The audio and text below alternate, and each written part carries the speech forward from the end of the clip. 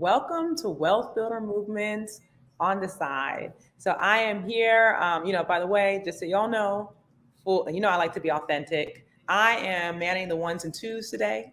So if you see me looking down, that's because Kelly Gell is not here to push any buttons for me. It's just me trying to fumble around and figure out how do I push buttons and get this going.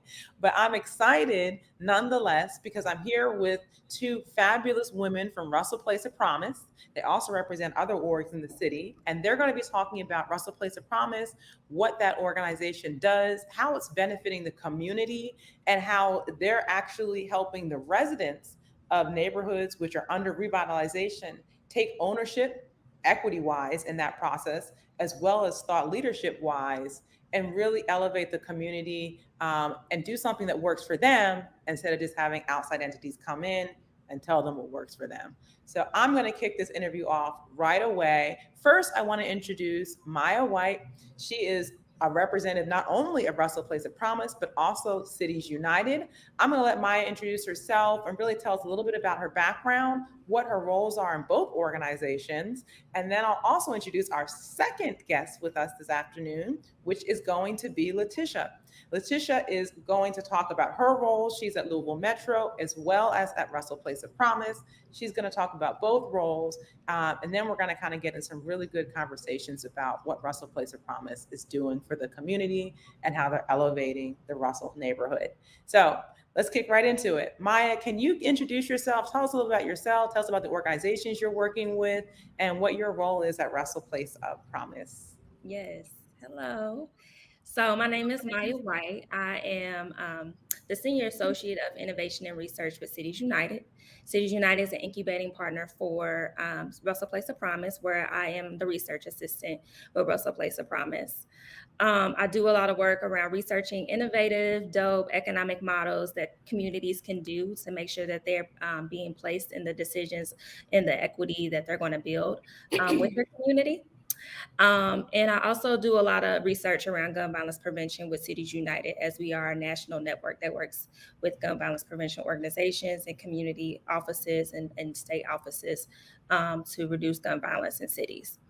And so I make those connections between economic development and gun violence prevention. And I work for Russell Place of Promise, where we do some dope work with community members, keeping them first as we think about investments in our communities. Wonderful. And Letitia, can you give us an explanation of your role, not only at Russell Place of Promise, but Louisville Metro, and some of the things even more specifically you're doing at Russell Place of Promise? Yes, my name is Letitia Buckner. I am the project manager of workforce and business development at Russell Place of Promise.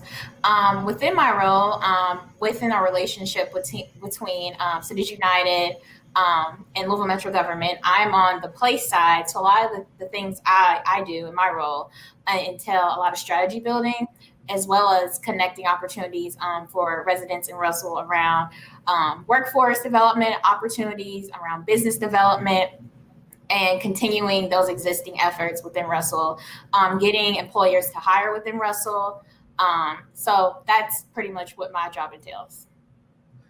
Wonderful. So at the Wealth Builder Movement, we believe wealth, we don't just believe, but we know it. Wealth is built three key ways here in the United States of America.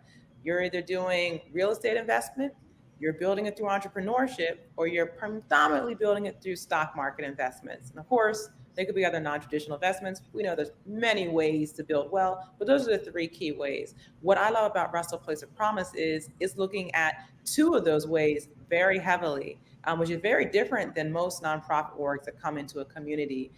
They're dealing specifically not only with providing resources to the residents, but actually building wealth in terms of real estate and entrepreneurship.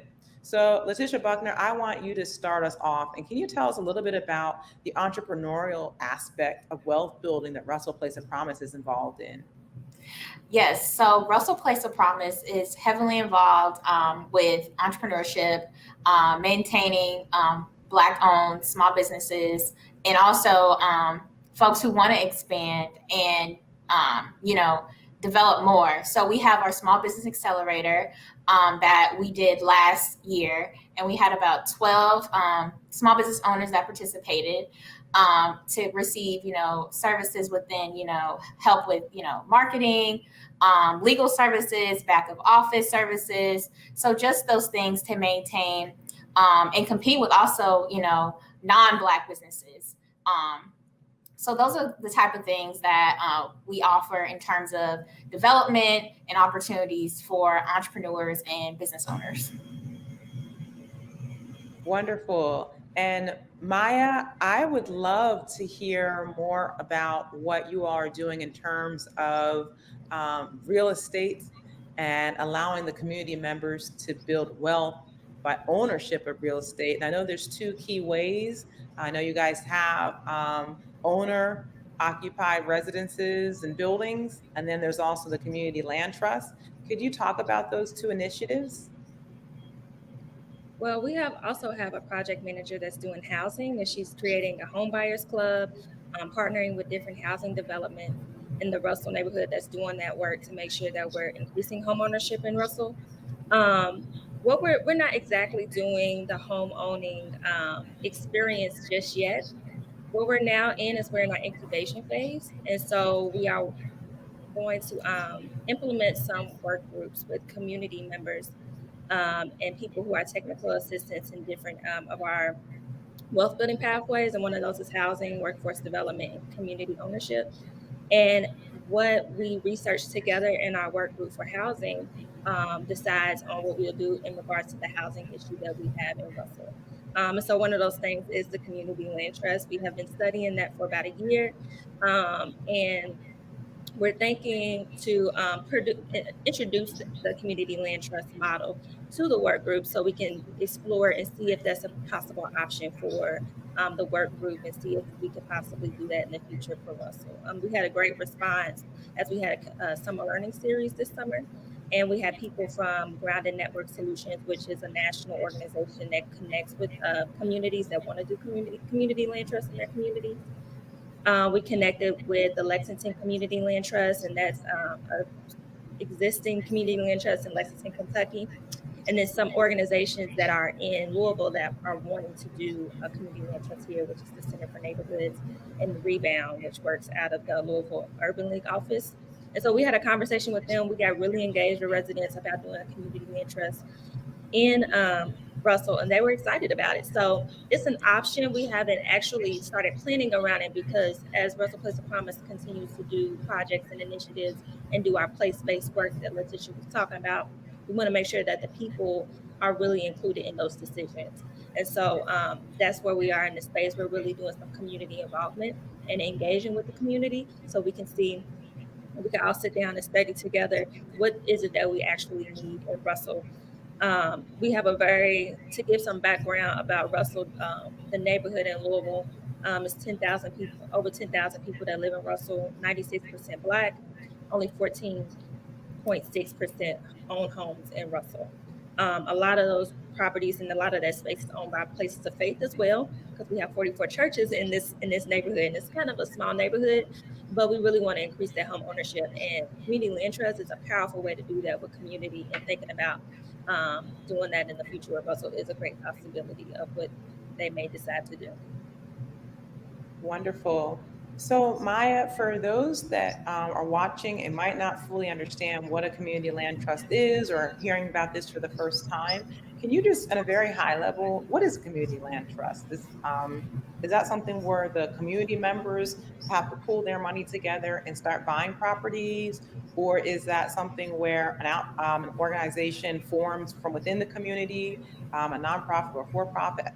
How does that work? Yeah. So it's interesting. It's based on what the community needs. Community land trust, we have in all different types of ways, but how it's originally done, it is a nonprofit. A board of people come together. The board is comprised of 3 different groups. So say community residents, people who are part of the land trust, and maybe some technical experts in the field of community land trust and home owning, home development. And they basically can buy up plots of land um, and say a group of community members want to apply to the program. The whole purpose of community land trust is to keep housing affordable, right? We know that this is an issue that's happening, and so community land trust is to keep housing affordable. And so this community group of people who come together and say that they want to do this land trust, they are deciding that the land is owned by the community.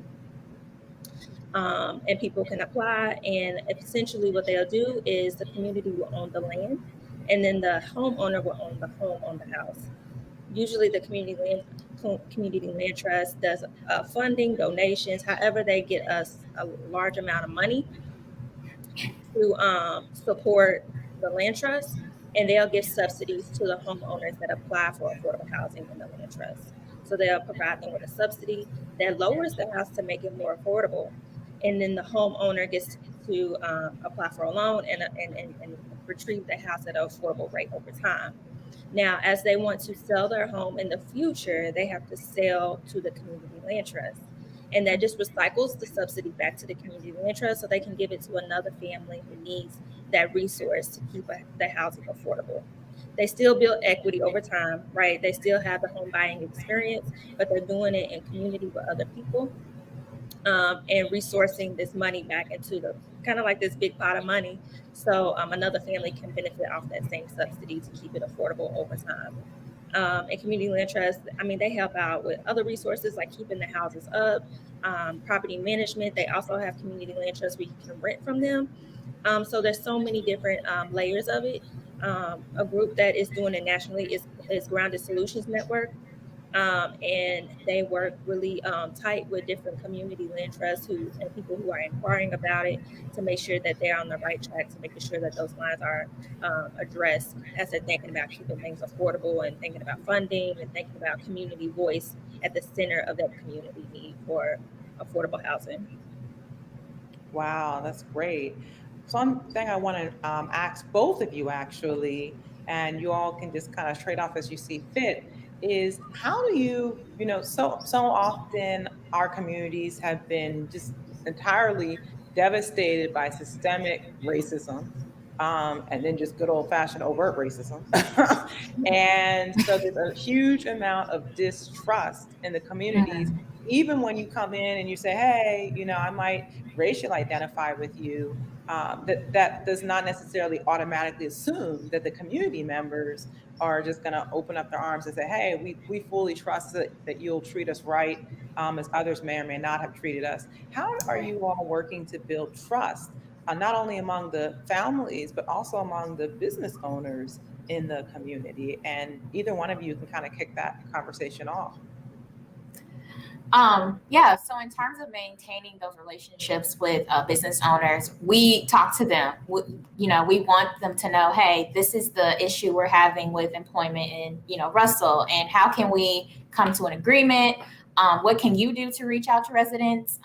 Talking to them specifically. So everything we do is community centered, right? So we want the residents of Russell to be first in the process when it comes to business development, workforce development, and establishing those relationships within, the business owners in Russell. We want them to stay in Russell and we want them to hire in Russell. So that's the main key, right? In terms of maintaining that relationship between residents and business owners in Russell, employers in Russell. And as we talked about it earlier, we have like this people side and this place side. We want to make both of them special in Russell. As we're in this incubation stage and we're thinking about how we're going to morph Russell Place of Promise to be its own entity, our main focus right now is community involvement and engagement. We're building relationships every week especially on our people side, as we're thinking about how we're connecting with them, we're canvassing, we're giving them, we're sharing resources and information about what's going on in our community. We're studying together, we're studying community land trusts, we're studying cooperatives and guaranteed income. We're having conversations, we're building coalitions, we're building work groups to decide exactly what this entity will look like, because they are operating it and they are going to design it. So, and with trust, right, we have to honor the pace of that because it can go really slow, right? Especially because of that systemic kind of pain that we've experienced, especially the Russell neighborhood. we were known as Louisville's Harlem, the Harlem of the South. We were known to have all of these thriving businesses at one point in time. And so because of urban renewal and systemic racism and imperialism, that they were wiped out, and no more investment went into the community until now when people are deciding to do things. And so as Russell Place of Promise, we're acting as the gap fillers, the connectors. What else did we say? We're the gap fillers, we the connectors, we got Accelerators. we are with the people, and we have no shame for that, because we want to keep us first, keep our people first, as we're thinking about those place things, those place-based strategies that we're thinking about in our future, so we can communally own that together. Wow, that's really amazing. I love that model. I know we only have a little bit of time left, but I also wanted to just hear from both of you. I mean, you're doing this work. It's not easy work to do. You're trying to fight against systemic things. At the same time, you're trying to, you have a great heart and a passion for the community members, which anytime you're passionate about something, anytime you have a heart, anytime you're extending love into a situation, that in and of itself can pull a lot from you. So how did each of you, and I guess I'm going to probably start with Letitia. Maybe I'll start with you. How did you get into this work? And is there any advice that you can give to other individuals who say, hey, as many cities do, we have a neighborhood or neighborhoods in our city that have been marginalized, underserved. We want to, we love what we're hearing from you. We kind of want to replicate that. I'm just an individual. What would you recommend to them based off of your journey to doing this role and being involved in this work? Yeah, so I started out actually post-college undergrad as an AmeriCorps Vista. So I came home from college and decided to serve my community doing AmeriCorps. And for folks who aren't familiar with AmeriCorps, it is a national service program. So it's kind of like Peace Corps, but it's domestic service. So you serve a year within the states. And so I decided to do AmeriCorps Vista for 3 years, working with the initiative out of the mayor's office around education attainment, higher education. And so that's kind of where I started my journey with community engagement. I also worked on some political campaigns, organizing work, community organizing work. So just really having a passion for people and centering people is very important to me. That's kind of where I started off. And I would say for people, to think outside the norm. Like, we're in a new age, we are going through a global pandemic, uprisings, and, the world it's not the same. And so, let's think differently. How are we going to do things? Nothing's going to be the same. So what I encourage people is to, be creative, be innovative. We need new things, obviously, to better our society. So that's the advice I would give to people. So wonderful. And Maya, the same question for you. Can you tell us about your journey? And then also, can you tell us about, some advice you have for others? Yeah. So I always kind of just wanted to do my own thing. I always went against the status quo. And as Letitia was talking, we're in this new world, we're in this new normal, and we're not going back. And so as we're thinking about where we're going forward, we always have to do something creative, something different. We have to get our minds constructive on thinking about how can we create the world that we want, and with Black people at the center of it. And so, I created my own major in undergrad. I studied Black people, I studied Black women, I studied Black girls and children development. And I just always seen some spark and some energy around what Black feminists and Black young people were doing. And so that always gave me the encouragement to think outside the box. And never did I think I was going to be studying economic models like community land trust and cooperatives and guaranteed income, but I'm here and I love it. And I love to understand these new ways of doing new lives, right? Going outside the status quo. And so as I continue to study, I always think about the liberation of Black people, and I always think about how can we be liberated. And we need wealth, we need money, we need to like have a life where we can live in luxury or be communally involved, and communally be able to love each other. And I see that happening as we think about these other ways of doing society. And community land trust isn't the whole answer, but it's a way to get out of some of the ways we are experiencing life right now, right? To get out of individualism and think about each other, because we don't know where we'll be. We didn't know we was going to be here, so we need to start thinking differently and start loving each other. And that's what you got to do. I love it. I love it. Well, we're out of time today. Again, just thank you both for giving your time, coming away from your very important work, just to share with others what you're doing, to inspire others to do what you do. And we're certainly going to be following the work that Russell Place of Promise is doing. I'm glad that, as our viewers got a chance to see a tour, of the neighborhood and all that you are doing there, and just the rich heritage that's there. And really, it's a rebirth of the wealth that was there, that was stolen. And now it's hey, let's go back. We want to rebirth that. We want to, revitalize that. We want to renew that. And even expand it going forward into the future. So again, so happy to have talked to both of you. And I'm sure we'll have many more conversations. For our viewers, we are going to not leave this topic. We are going to be talking to hopefully even other cities that are doing land trusts and doing different things like that. And my hope is that we can really fully move forward with building wealth from a collective perspective. That's something that we always are talking about here at Wealth Builder Movement. Wealth is a group activity, and no better group than a community group, right? A community of families. So please stay tuned for more programming for us. The week is not over.